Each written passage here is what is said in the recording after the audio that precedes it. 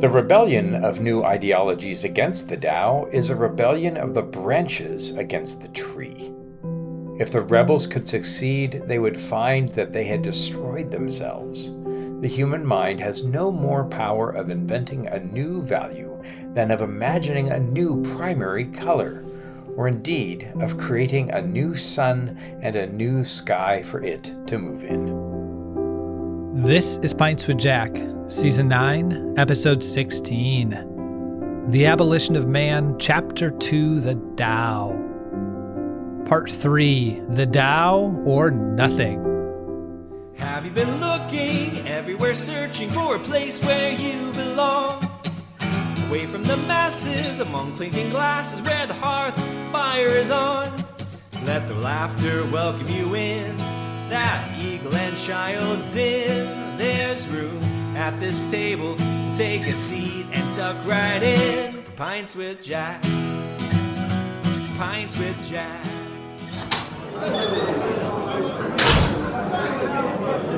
Welcome, friends, to Pints with Jack. This season, we have been reading The Abolition of Man by C.S. Lewis.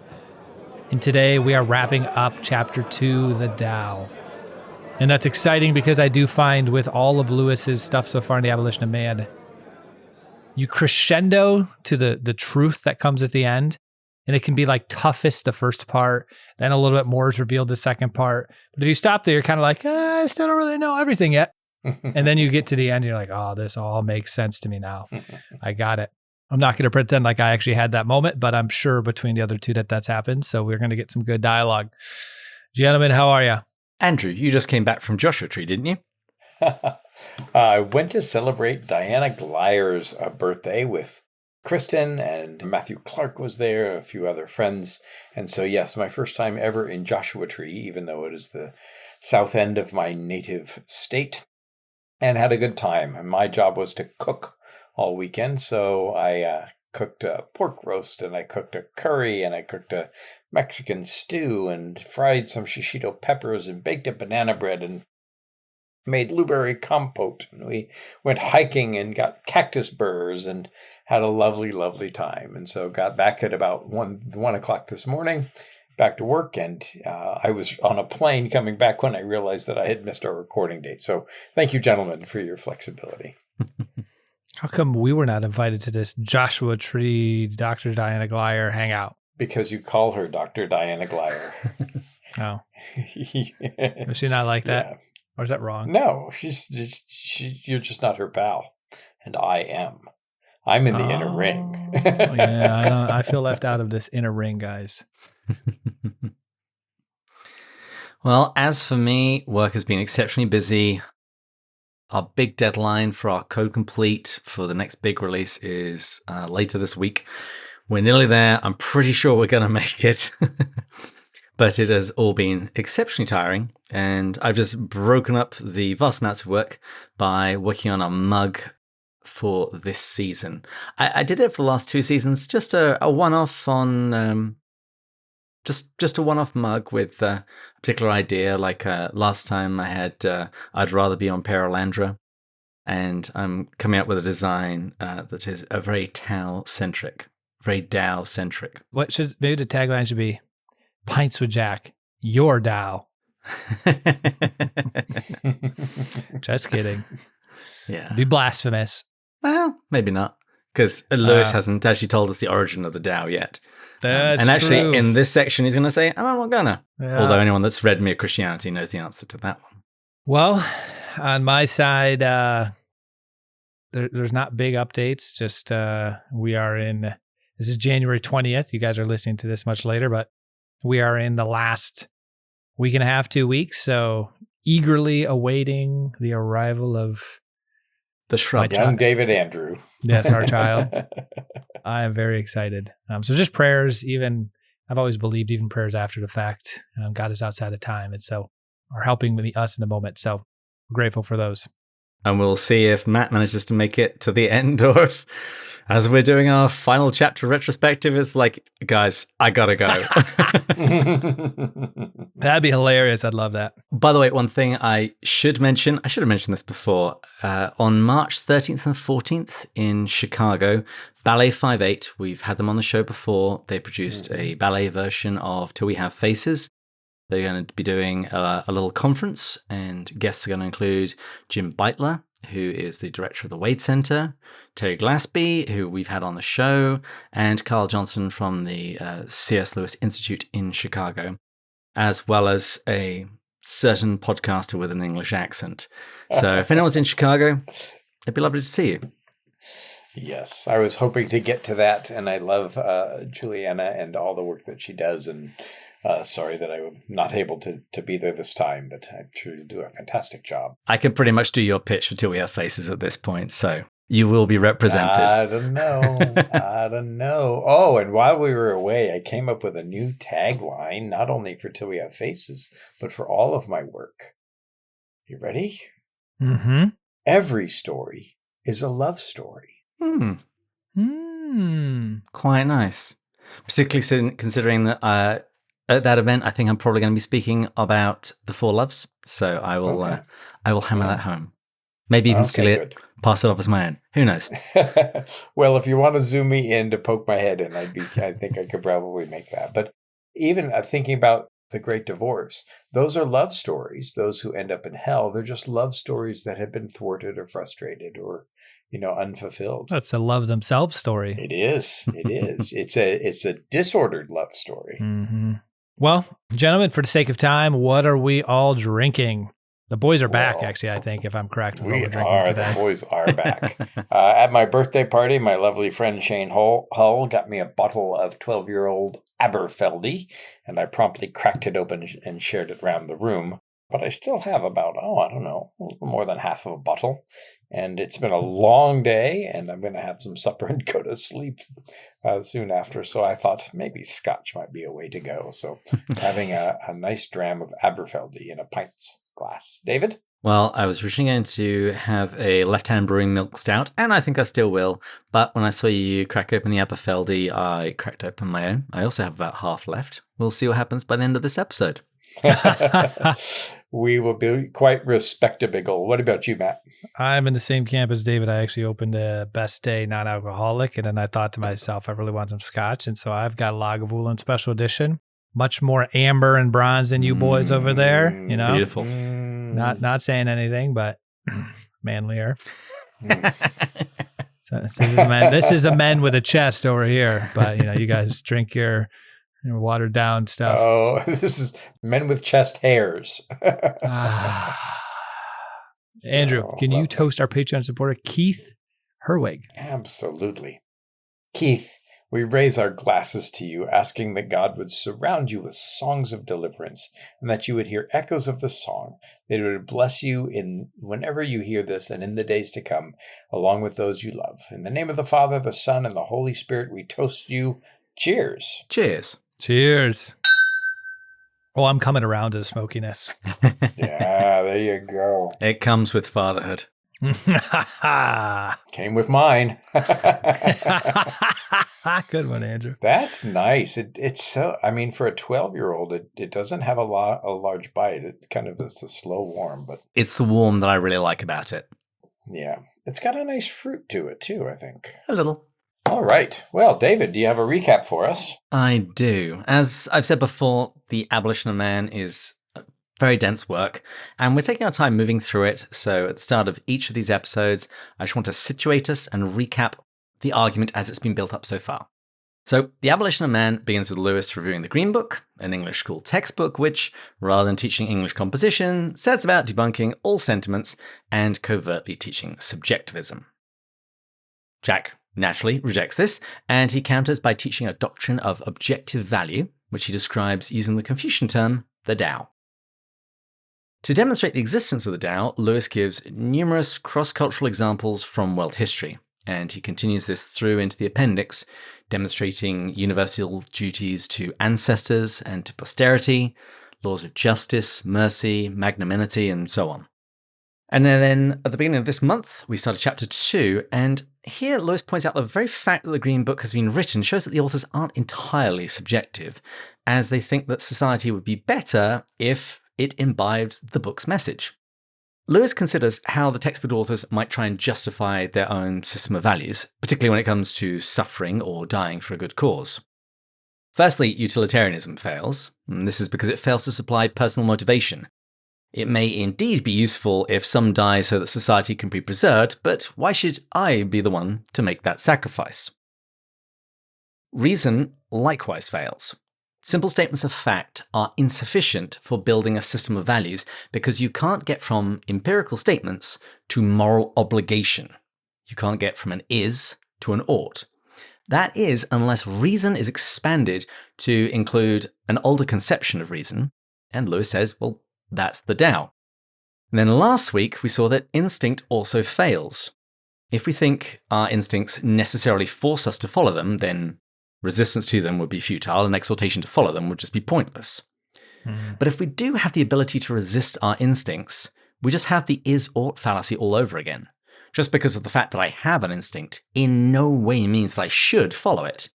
And what do I even do when my instincts conflict with each other? If, however, the argument is that following our instincts will make us happy, then Lewis asks, where is the happiness experienced in suffering or dying for a good cause?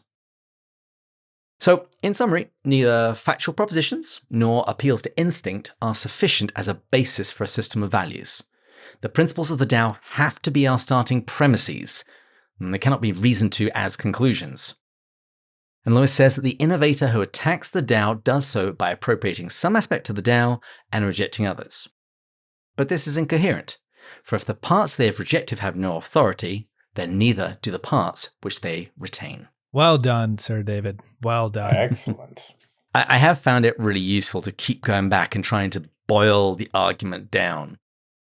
It'll be interesting to see what I'm saying by the time we reach the end of this book. I fed your summary through ChatGPT. It gave it a 6.5 out of 10. Said it was decent. 6.5? That's an 8 kidding. at least. I didn't do that. And we give ChatGPT a 3.5 out of 10.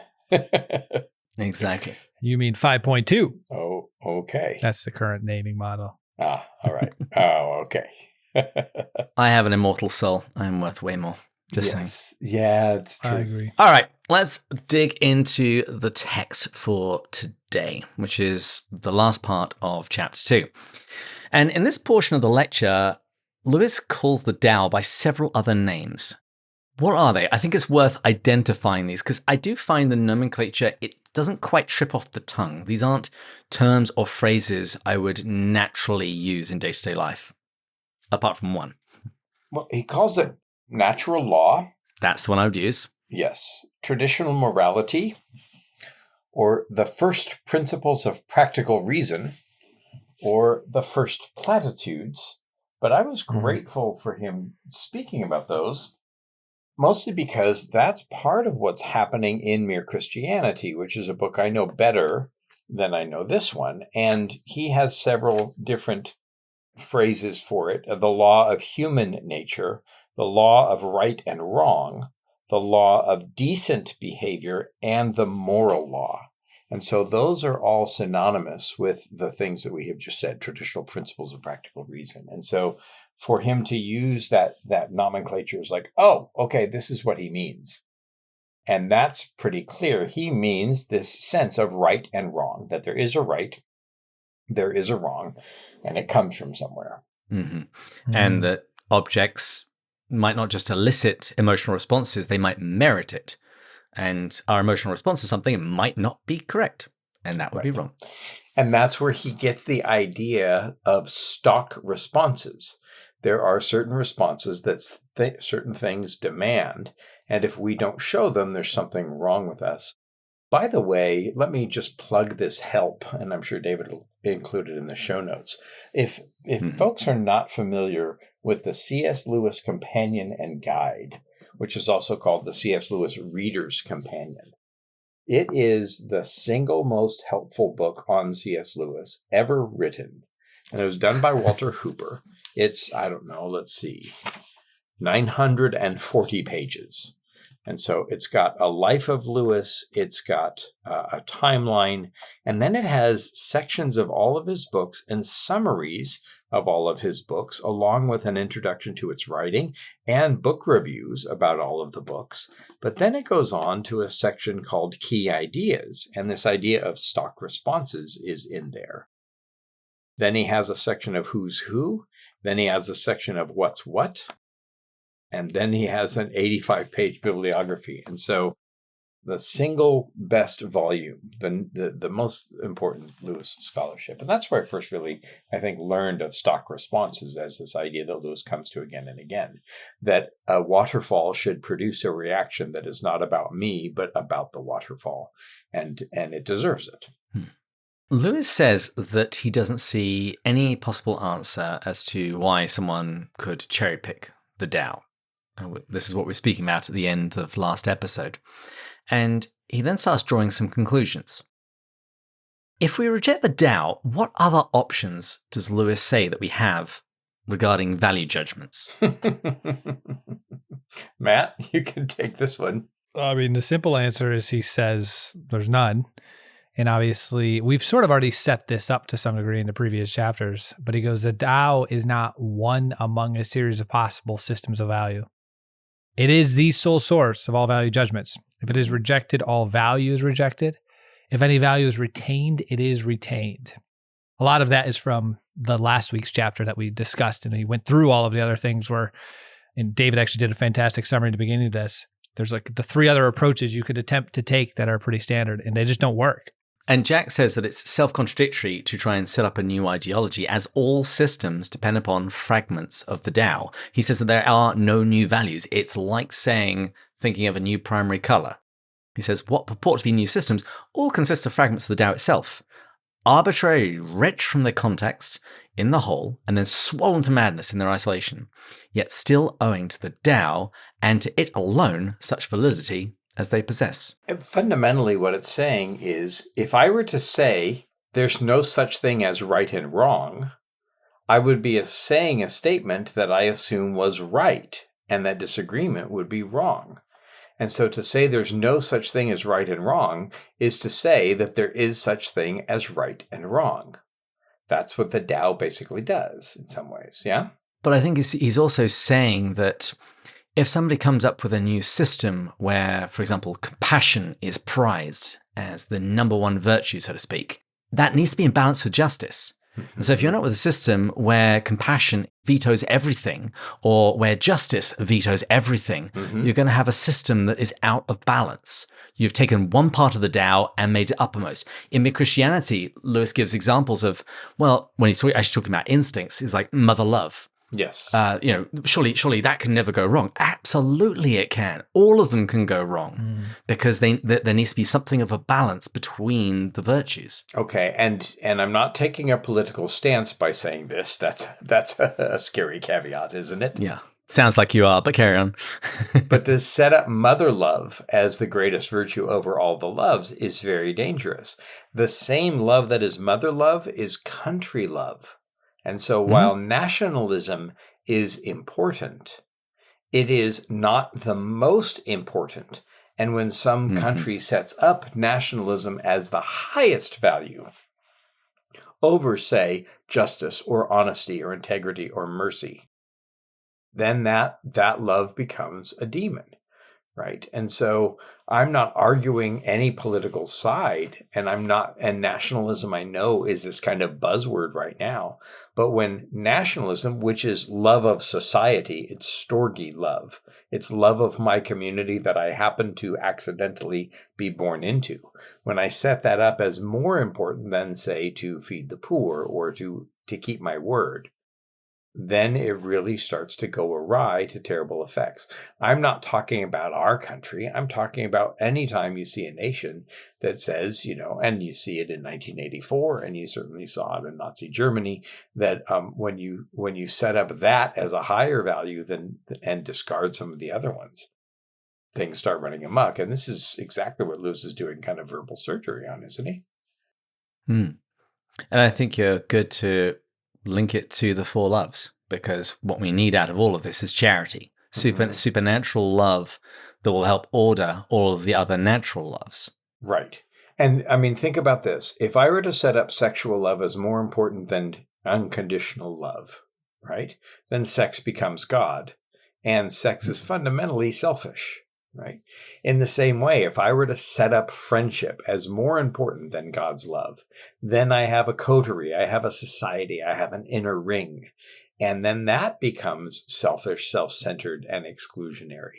Any of the natural loves that I set up as higher than the divine love, and the three natural loves are friendship, family, patriot, mother love, and friendship love. Those are the natural loves.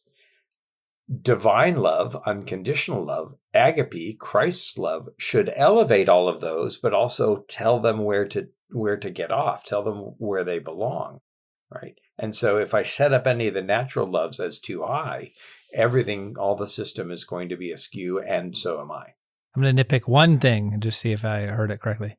Did you say the sexual love is, by definition, selfish?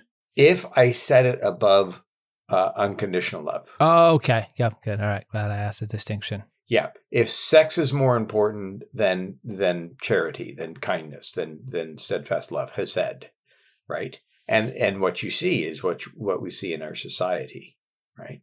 Which is why the opposite. It's why Christ uses the metaphor of being the bride and we are the bridegroom. He uses the sexual love metaphor as, in some ways, the highest example that humans can really understand. That was honestly a reason. Mm-hmm. That was exactly the reason why I was kind of nitpicking and bringing it up, because I'm like, I think the beautiful form expression of it is a really wonderful self-giving. And I think like the Augustinian, you weren't doing this, but the Augustinian thought is like, oh, this is always just selfish, depraved. We got to like, no. I loved. And as Lewis says, Christianity is the religion that loves the body. But if sexual love is at its highest as it's underneath, it's steadfast love, God's love, then, like you said, it's self-giving, right? Mm-hmm. And so I'm not just using some other person's body for my own pleasure, but I am seeing how I can give pleasure to that person. And I'm embodying in the marriage bed what the scripture says: in humility, look not only to your own interests, but in humility, look to others' interests and count others' interests as more important than your own. And in this, even in the sexual act within marriage, considering the other's pleasure more than mine is a way to ensure pleasure for both. And if both are doing that, what they're doing is putting sex underneath charity. And then that's when sex can really be all that sex is supposed to be. And when we leave out charity, sex becomes complicated selfishness with devastating results, which we just have to look around society to see. Wonderfully said. Thank you for that clarification. I don't think we've had such a long, protracted discussion of sex on this podcast. I don't think that we have. I'm married now, so I was like, wait, we gotta dive into this. Well, before we leave this section, Jack says something really interesting. Well played, David. Thank you. He says that you can't take some parts of the Tao and reject others. He has touched on this before, but he gives a few particular examples. He says you can't reject duties to parents and retain duty to posterity. You can't reject the notion of justice and then retain the notion of duty to one's country. You can't say that scientific knowledge has real value and then deny that conjugal fidelity within marriage, has no value. I really like the spelling of that out. It showed, and this is a loaded term for people who have been involved in this, there is a seamless garment to all of this, that all of these things are connected and you can't just pick one thread and try and pull that out. And he ends the section with a real banger. He says, the rebellion of the new ideologies against the Tao is a rebellion of the branches against the tree. If the rebels could succeed, they would find that they had destroyed themselves. And the reason he can say this is a reminder, because there's a week gap between when you're listening to this and last week. It's very similar to the instinct argument. He's already debunked the different ways that you could attempt to build a morality off of, a non-Tao type framework. And so essentially what he's saying here, similar to instinct, is you are placing a value judgment on these things, but you are rejecting the actual source of the value. And so you can't pick and choose which ones that you want. And so if you're wondering how does he prove this, we're splitting these up, but that was last week's episode. Mm-hmm. Yeah, this is a little bit of a transition. He returns to that idea and fills it out a little bit. But the fact that he gave very concrete examples really helped it click for me. Yeah. Yep. Yeah, absolutely. To quote the Episcopal Ghost from Lewis's best book, The Great Divorce, but you must feel yourself that there is something stifling about the idea of finality. Stagnation, my dear boy. What is more soul-destroying than stagnation? And I quote that because if we can never do anything but go to the Tao, does that mean that there's no progress? No moral progress, no progress in our understanding of value? Well, no. Correct answer. Lewis agrees. He points out that if our understanding of the Tao is drawn from moralities, now that could be East, West, Christian, pagan, Jewish, some criticism, some removal of contradictions, even some real development is required.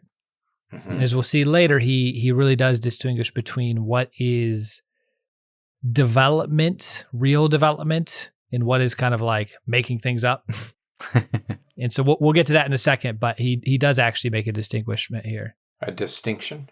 Distinction. Thank you. Thank you, Andrew. I have finished my first glass and I don't drink very often anymore. So I might be feeling this one a little bit. Well, some of this too, it's really helpful. Barfield is really helpful because one of the things that Barfield talks about is the evolution of consciousness. And he's talking about how as we as a people grow over the millennium, our consciousness grows. We don't just know more facts. We know how to think better and think about better and to feel better. And our very minds kind of grow. And it's very complex. I won't pretend to understand Barfield or to enunciate him. I'll leave that to my betters. But this idea that in the Tao, don't do what you don't want someone else to do, from Confucius. There's, Lewis says, an evolution when Jesus says, do unto those as you would be done by. And so you can see that although the Tao is pure and perfect and there's an absolute to it, the way that we understand it, the way that we apply it can itself grow. And I'm sure that Lewis is to some degree under Barfield's influence here. The image that comes to mind when he's talking about this is that of 10-pin bowling. You can get the ball down the central channel and not into either of the gutters, and you knock over a lot of pins. But if you get it just right, you can knock them all over. So our moral understanding can be good, but it can become more nuanced, more accurate. Things can be elevated. The silver rule, so to speak, can be improved. It's good, but it can be even better if you then move to the golden rule. And so I hope that this is helpful, and I don't want to take too much time. I don't really know that the apostles, especially in those moments that they were in Jesus, or with Jesus, had a fully fledged theology of the Trinity, right?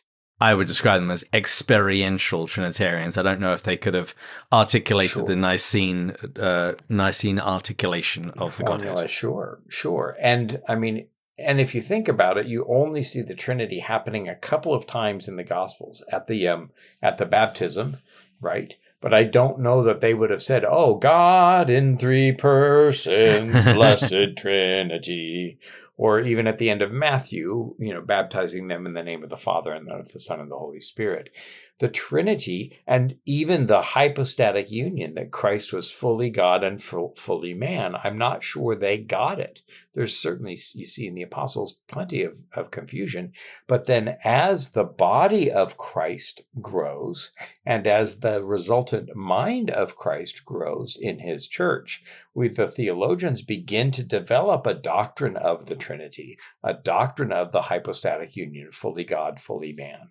Right. And then later on, the doctrine of the Holy Spirit, which is why you see the development of the Nicene Creed 1700 years ago and the Niceno-Constantinopolitan Constantinopolitan in 381, and then the Athanasian Creed coming from that to show how the Trinity works. I mean, you have this development of theological consciousness as we grow as Christians throughout the centuries, as the body of Christ with the mind of Christ. Because there are more of us and more intelligence and more thought and more devotion, God can reveal more of himself to us. And so then we can at least begin to come to the shorelands of understanding the Trinity and the implications. We should grow. And I should know in some ways more than the apostles. And in fact, our Lord promised us greater works that you will do than I have done. And that greatness should grow because the body of Christ is growing, and so too our consciousness. So I hadn't really connected it to this part of Abolition of Man, which is why I'm glad I get to hang out with you two. Yeah, I had a note about an analogy between the Tao and the deposit of faith. That the deposit of faith is once for all delivered to the saints, but throughout church history, as the church has to respond to new questions that people hadn't asked before, they get to deepen their understanding of what was delivered. Yeah, absolutely. Check out St. Cardinal Henry Newman's works if you want that in way more detail. Doctor, right? Yes, he's a doctor of the church now. Dr. St. Cardinal John Henry Newman. Yeah, actually, Henry was very nearly going to be John Henry. Oh. In the end, we pulled back from it, but that is partly where the Henry comes from in his name. Oh. He should have slid in a little John into his name, like the Philip that Holly argues for in Tolkien's name. Well, you don't want to be too obvious. It's like if you meet a kid that's called John Paul, it's like, oh, your parents are clearly Catholic. Wow. We still haven't figured out a boy's name, but let's just say the 5 running contenders. That's going to be blatantly obvious. That you're Catholic? Yeah. Yeah, I've known an awful lot of Fultons recently. Actually, choice. one really fun thing, I just had a nephew. My first nephew was born a few days ago. Probably should have mentioned that early on. Congratulations. They went with, thank you. They went with Dominic, but the second choice that was incredibly close was Fulton. And it was my brother-in-law wanted Fulton, and my sister just nixed it for Dominic. But Fulton was real close. That's why you have to fill in the forms really soon after the birth while she's still hopped up on drugs. Yeah. Maria's kind of loony for at least an hour or two afterwards. If I need a name to go through, that's when I'm doing it. That's a good one, David. My nephew is James, but they almost called him Calvin. But not because they're Presbyterian, but because they're big fans of and Hobbes. Yes, I was going to say, you've got to give that kid a pet tiger. Yeah. He's got one. He's got a Hobbes. Absolutely, he does. Now, Matt, you already alluded to this, that there are different kinds of criticism or development within the Tao. How does Lewis call them? He contrasts a couple of different ways. Ways with adjusting the way. Yeah, there's alterations from within and alterations from without. So think of like organic change. Interesting enough, you and Andrew have already kind of talked about that in this dialogue here with even the doctrine of faith. But then there's surgical change. Now, to unpack these, starting with the surgical one, there can be development within the Tao, but Lewis says that the person who tries to change it surgically from the outside, which is what we've seen a lot of examples in the first 2 parts of this chapter, are going to produce contradictions. And so this is a direct quote. He merely snatches at one precept on which the accidents of time and place happen to have riveted his attention, and then rides it to death for no reason that he can give. And so we've sort of seen this. You'll say instinct, but then Lewis goes down that path and points out how that doesn't work out. Well, this is just coming from my evolutionary instinct. Well, what makes you say this instinct for the next instinct? And the reality is when you start going down the path of why, that's all of a sudden when the inconsistencies get revealed. And honestly, you realize it's probably just subjective preference that this person is coming up with and not rooted in any sort of Tao or true value. And even fashion. Different virtues are fashionable at different times in history. If you look back in the Victorian period, there are consequences when one virtue is placed above the others. Yes. Now, in contrast, the other side, From within the Tao itself comes the only authority to modify the Tao. This is what Confucius meant when he said, with those who follow a different way, it is useless to take counsel. This is why Aristotle said that only those who have been well brought up can usefully study ethics. To the corrupted man, the man who stands outside the Tao, the very starting point of this science is invisible. So if you want to just think, you can think of the Fox's comment about starting philosophy too late. And you really do see this. The more formed you are, the more you can engage in questions of formation and questions of morality and virtue, because it starts to make more sense. I've actually seen that in my own life. I remember when I reverted pretty aggressively back to my faith. It's like at first certain things made no sense and you continue to go down the path, and then more and more. And it's like, wait, I totally understand this now that I have actually formed in virtue and I can process this better. Mm-hmm. I totally see that. One of the great ironies of the fox saying, "Oh, child, I began to philosophize too late." And he's trying to explain away love. And he has philosophy as an opponent to love. But in some ways, he has not even begun to reach the beginning ground of philosophy, as Lewis and Barfield and Dombreed Griffiths were talking about. Lewis was talking about philosophy as a subject before Lewis is a Christian.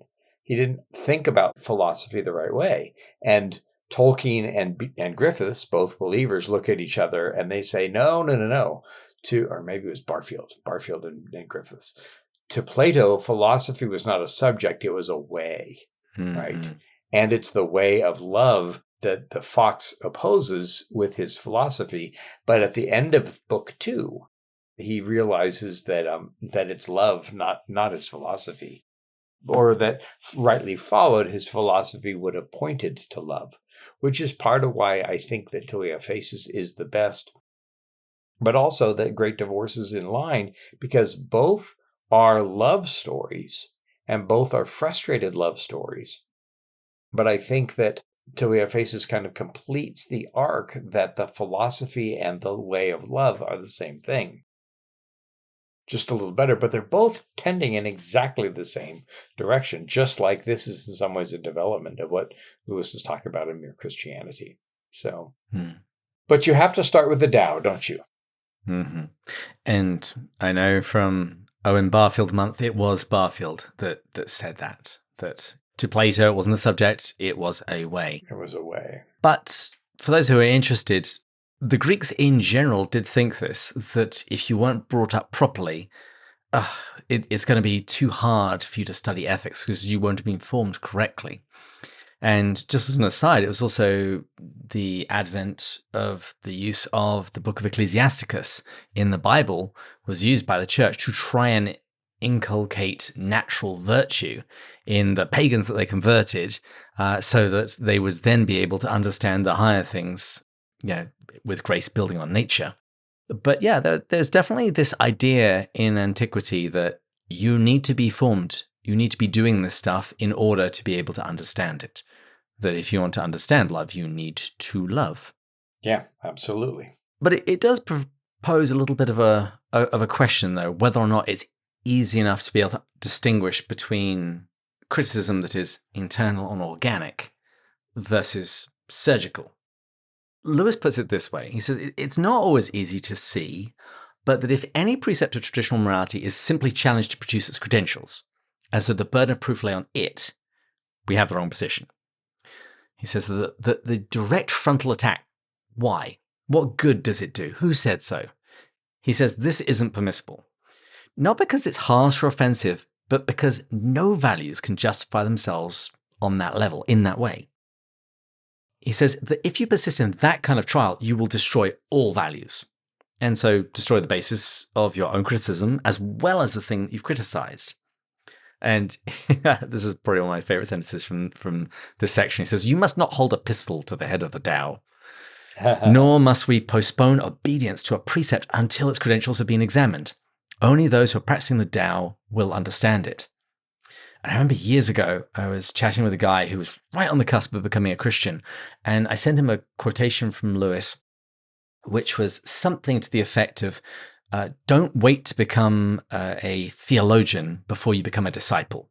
That you don't actually have to have all of your answers completely understood, tied up in a little bow before you start submitting yourself to Christ. That's good. That's a good statement. We learn the way by walking it, right? Mhm. We learn the way by walking it. It's kind of like what happened to Scott Adams, the inventor of Dilbert, who just passed away, but said, Pascal's wager. If Christianity is false, I don't have anything to lose by accepting it. But if it's true, I have everything to lose by rejecting it and everything to gain by accepting it, and declared his faith in Jesus Christ a couple of days before his death. Yeah, I mean, you go with what light that you have, and you follow as you can. And it might not be a slam dunk case, but as Dr. Peter Crayford says, it's enough to make you try an experiment. If there's enough to win, maybe give it a go and then see what happens from there. I had a student once, was in my Lewis class. She was a senior and she was getting close. And she said, what makes Christianity different from all other religions? Why Jesus and nobody else? So we talked a little bit about that.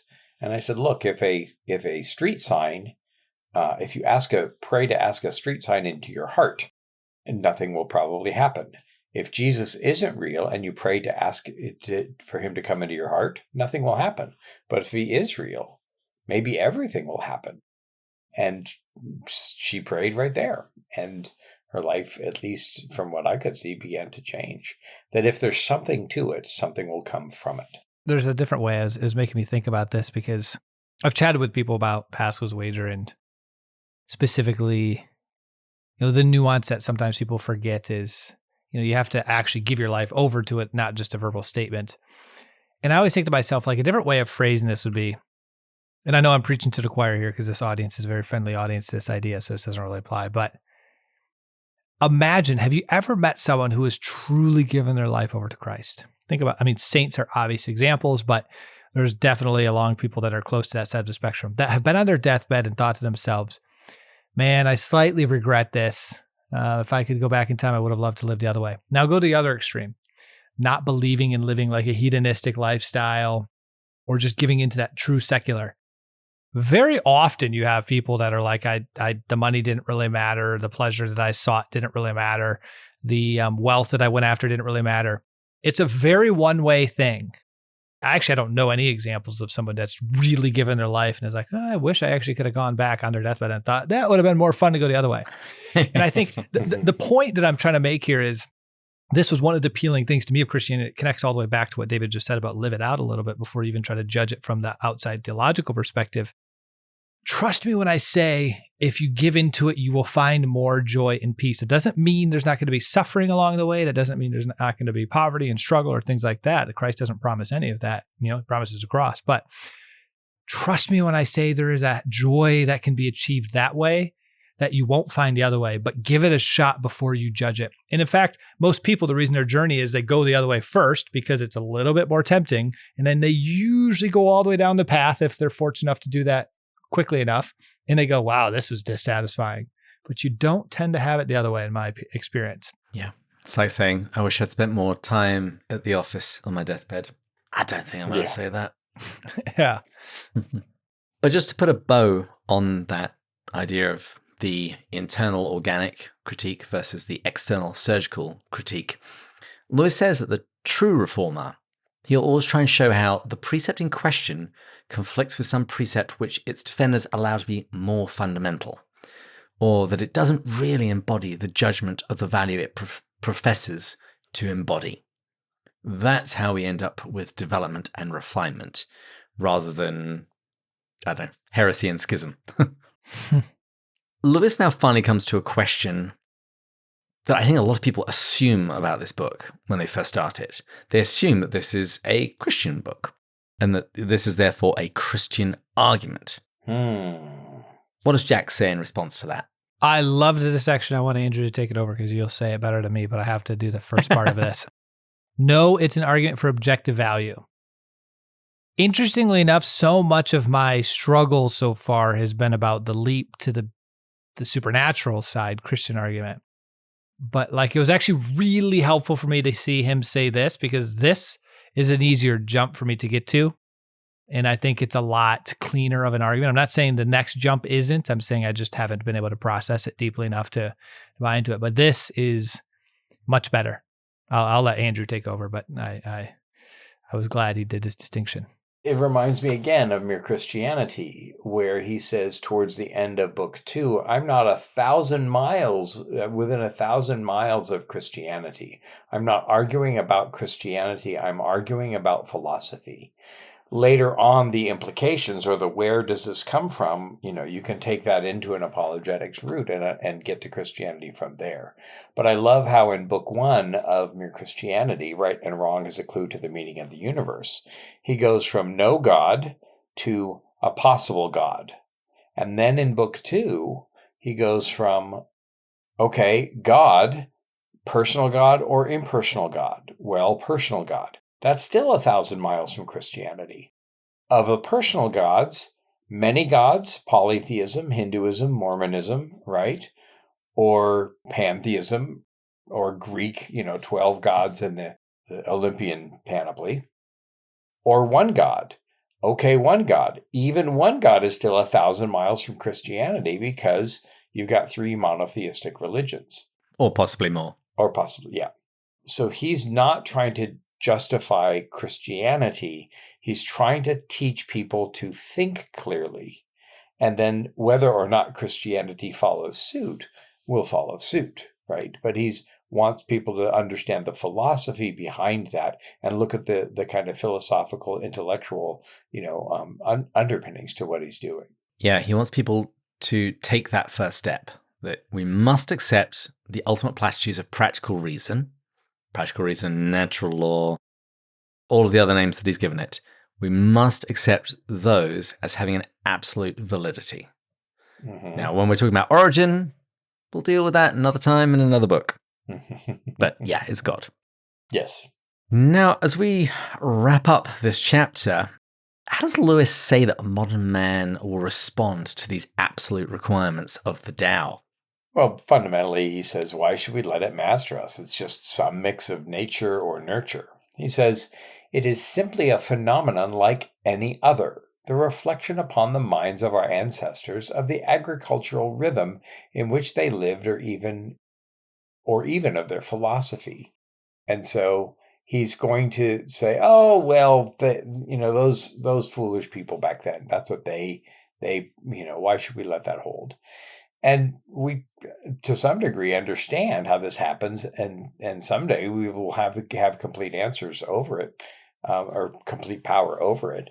Lewis then goes on to posit the question, why then must our conquest of nature stop short in stupid reverence before this final and toughest bit of nature, which has hitherto been called the conscience of men?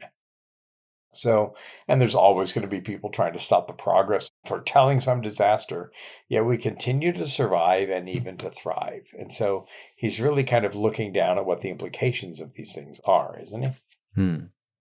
Yeah, but if we step outside of the Tao, what then do we do?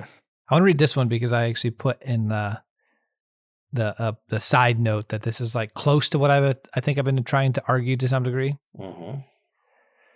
He said, you say we shall have no values at all if we step outside the Tao. Very well. We shall probably find that we can get on quite comfortably without them. Let us regard all ideas of what we ought to do simply as an interesting psychological survival. Let us step right out of all that and start doing what we like. Let us decide for ourselves what man is to be and make him into that. Not on any ground of imagined value, but because we want him to be such. Having mastered our environment, let us now master ourselves and choose our own destiny. And I'd even put a little thing in there, not on any ground of imagined value, but honestly, like just from fear, might, and force, you have people kind of arguing in economic terms, just fighting for this for whatever reason. It could just be because they want him to be such. And then the one that wins out is a person with more power, status, wealth, and they could shift things. And then he says, this is a very possible position. And those who hold it cannot be accused of self-contradiction, like the half-hearted skeptics who still hope to find real values when they have debunked the traditional ones. This is a rejection of the concept of value altogether. I shall need another lecture to consider it. And I really hope, maybe that's what the next book does. I hope he considers it, because this is actually going to get to the meat of like, I'm not 100% saying this chapter was what it was, but I would actually say that got 80% there directionally, where I'm like, well, can it just be more or less this? Like, do we need all of this other stuff? And I think I'm very curious what he says in response to this. Is that the next book? Well, it's entitled The Abolition of Man, Chapter 3. So I don't think it's going to end well if we head down this way. But yeah, no, in this chapter, in the first chapter, he talks about objective value. And he says, we get it from the Tao. In this chapter, he said, can we get it from anywhere else? And the answer again and again is no. We try and steal from the Tao, and it just ends up cutting off the branch that we're sitting on. In the next chapter, we're accepting the conclusion, all right, we can't do anything other than the Tao. Fine, let's just do nothing. Let us make our own value just from scratch without trying to ground it at all. We have power. This is the sort of Nietzschean will to power. It's like we are going to shape humanity just how we think it should be shaped. We're not going to base it on anything else other than what we desire. How does that end? The abolition of man. Yeah, absolutely. I'm excited for this next chapter now. Tinadril, the queen of Paralandra, was prescient when and this is, of course, written around the same time. She said, to walk out of his will is to walk into nothing, right? And so if I don't have the Tao, then what do I have, right? I don't even have the means to judge, what I don't have. Well, any closing thoughts, gentlemen, before the last call for drinks hits? I think we nailed it. Yep. I think it's very rich. And I'm grateful to have, really labored at Abolition of Man, which has been a little mystifying. And I'm also grateful to have gone through so many of the other books that we have, because I think that they really inform what we're trying to do. I would definitely say that's true. In particular, if you struggle with this work, go and read book 1 of Mere Christianity, go and read his essay, The Poison of Subjectivism, and then return. I think I've probably read this thing now close to 20 times. It's starting to hang together, but you've got to get through some unusual language and really understand what he's talking about. It's like the first time I read this, and I didn't look at the appendix until right at the end. As soon as I did that, suddenly what he was saying started to form a more cohesive shape in my mind. Which is just like reading the note after Till We Have Faces, and then his explanatory note is really helpful in defining it. But does Great Divorce have a note at the end, or does it just end with books falling on his head? Nope, that's just how it ends. He nailed it on the first pass. Yep, didn't need anything extra. Perfection already. Here to call for final drinks, so we want to say thank you to our stenographer, Julia, sound engineers, Taylor and Sarah, all our supporters, but particularly our top tier ones. This list keeps growing. Love it. Jacob, Alex, John, Ryan, Dan, Jody, Brian, Dave, Meg, Rebecca, Sarah, Mark, Kevin and Paul, Bud, James, Robert, Mark, Matt, Erica, Joelle, Amanda, Thomas, Shane, Becca, Paul, Gary, Stephen, John, James, John, no comma there. I don't know. Kate, Peter, Rowdy, David, and Angela. And of course, we want to thank you guys for listening, and just know that we pray for you guys every time we release an episode. And if you enjoyed this episode, go subscribe, share this with people, and get ready for chapter 3, because this is when we're going to get into the Abolition of Man itself, the title.